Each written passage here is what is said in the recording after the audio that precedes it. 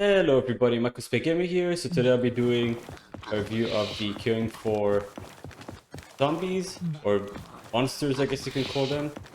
And there are also a few weapons in the mod pack, so it's not just the monsters themselves. And you can hear... What's that smell? What's the smell? That's what he said. So they're not exactly completely dead. They do... It does seem like they can still speak.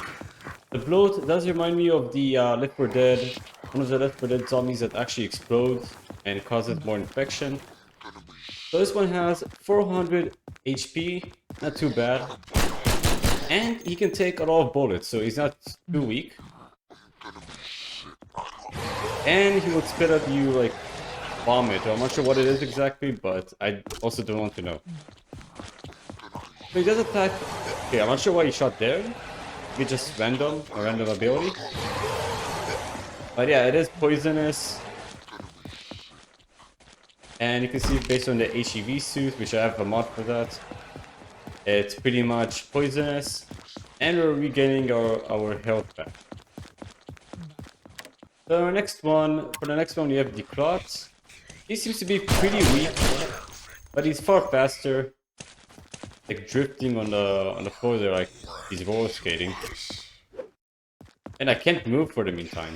So he does make you immobilized if he gets you, but I'm sure they're in groups. I'm sure there's like a bunch of them, not just one, because this guy is way too weak alone.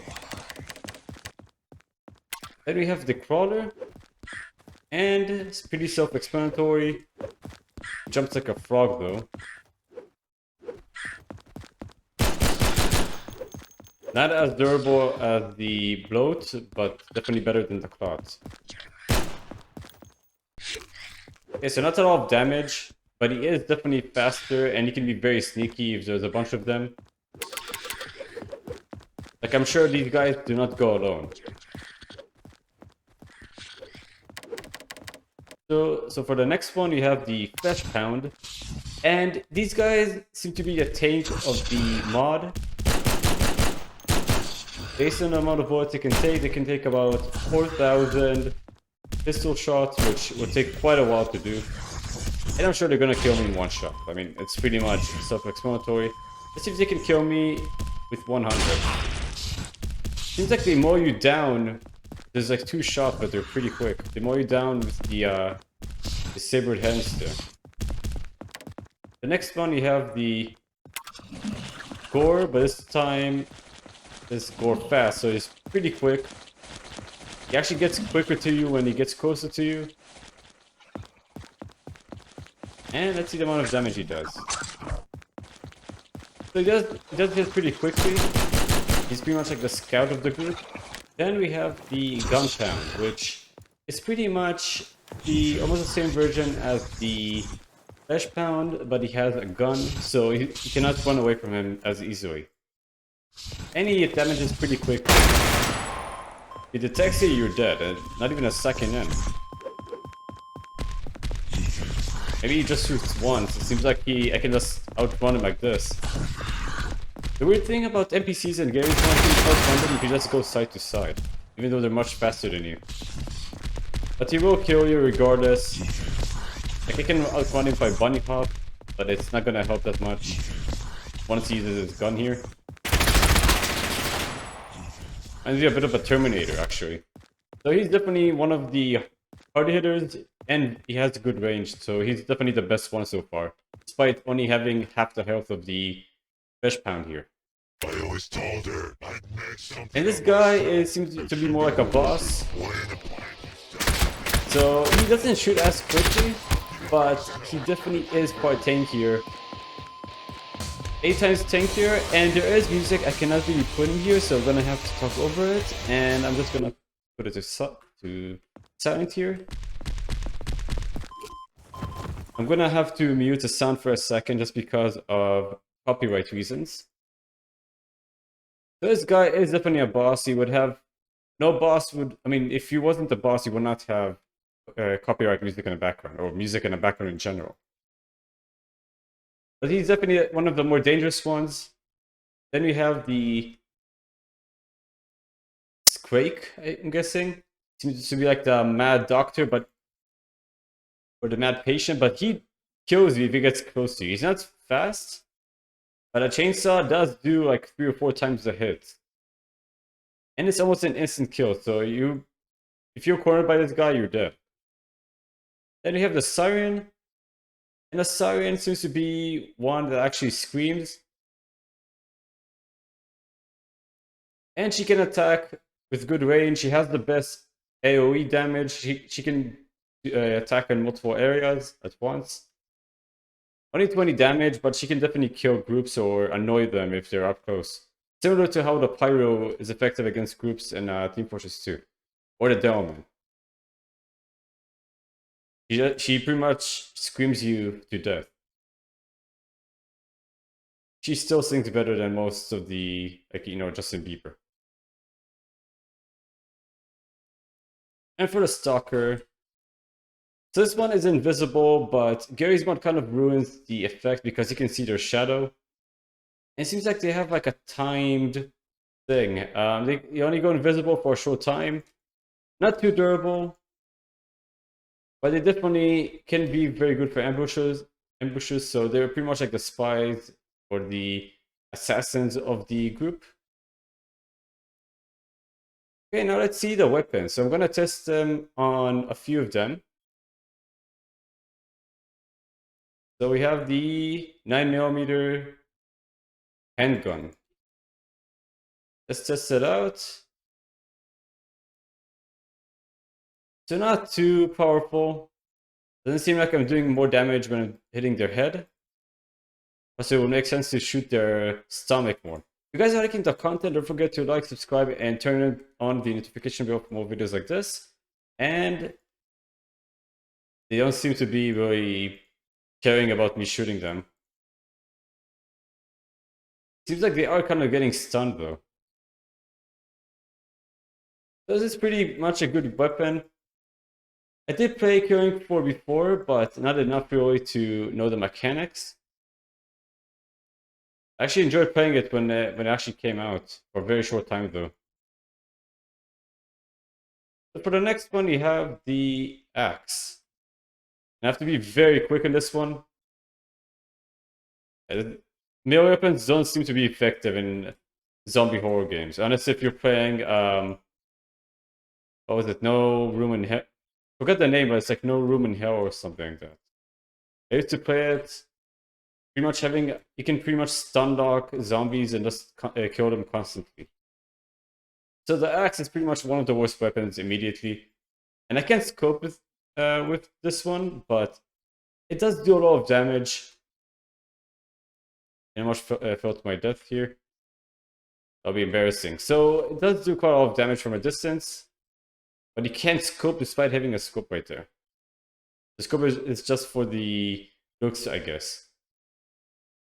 Then we have the crossbow, very similar to the one in Half-Life 2.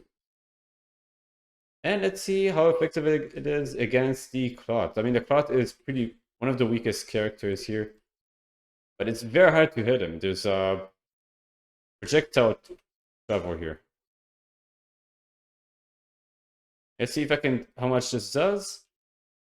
Not too much damage, but it definitely will kill these tanks a few hits. And then we have the Eagle, and this one in Counter-Strike is pretty powerful. Not sure how powerful it is here. It's definitely more effective than the crossbow because you can shoot almost instantly. So you cannot miss unless if you're really fighting someone fast. And he's getting in range now.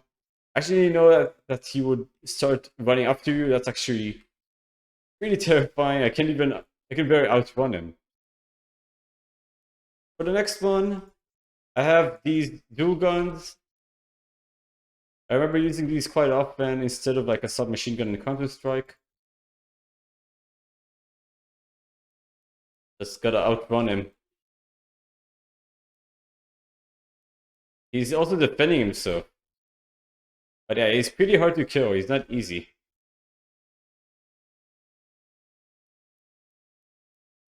Come on. The reloading animation is pretty long, but it makes sense. It's 2 pistols. I understand this one area.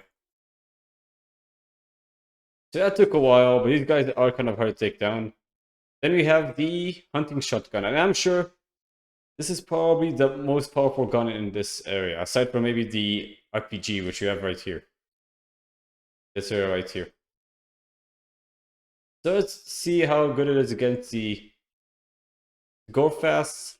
It knocks him down. So it is pretty powerful, but let's see. Against the gun pound, I'm sure it's not that effective because I'm gonna die almost instantly. But that does a lot of damage. By the time I reload though, I'm probably gonna die. Come on. Really? He was side shooting me right there. It doesn't make any sense. It takes like 4 or 5 shots to kill this one. So it is pretty powerful. Around 200 damage per hit, a bit more even. But as expected, this is pretty much like the super shotgun from Doom. It's one of the more powerful weapons in the game. And also this one, I'm sure I'm gonna die from him. I mean, this weapon is meant against this person right here. And he has the copyright music, which is why I cannot have it playing right now. Let's see if I can use the knife. Obviously, it's gonna be... Come on, if you have all those weapons, then just choose a knife. Who would do that? Or only the Rambo would. This is pretty much a death sentence for me. And for the law, this one should do way more damage. Actually knocked him down. And he pretty much used the same weapon against me. But it does stun him. I'm sure that's probably the weapon that he would use against a Juggernaut like that.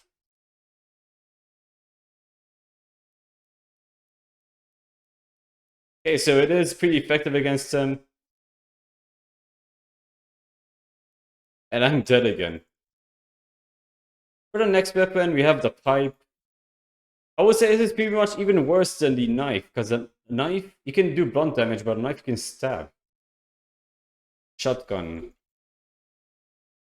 Not that effective, and he does have that tentacle thing. I mean, definitely it's more effective maybe on the weaker ones. But he seems to be quite a hard one to kill. He is a boss. Then we have the Winchester. Another type of shotgun, and I cannot get out of there. He's just spawn camping me at that point. Again, using the RPG on me. Kind of an unfair thing. I'm sure you use it while you get many upgrades. So I'm not doing much damage against him. It's going to take quite a while. For the next one, I think that's it. That's all the killing floor weapons. So the best one, for this enemy, where is he? It's right here. Is the RPG, the law. I mean, that's why it's probably called the law, because it is one of the best weapons here. But this will take way too long to do, so I had to delete them. But so far, I think the pack is pretty good. My favorite weapon is definitely the hunting shotgun, just because of the amount of damage it does. Like, it definitely can kill these characters pretty easily. Just getting to their face and killing them. It almost kills the bloat in one shot. And that guy is pretty tanky. So that's actually around 385 damage. That's quite a lot for a weapon from a zombie game, honestly. I mean, just as expected from the super shotgun, it has a very similar animation. And yeah, pretty cool mod. Just wanted to review it because I did play Killing Floor before, and I never experienced these characters, but I know there are different levels and they get harder and harder, and you have to upgrade your weapons. That'll be the end of the video, guys. I hope you enjoyed it, and I'll see you guys on the next video. Bye bye.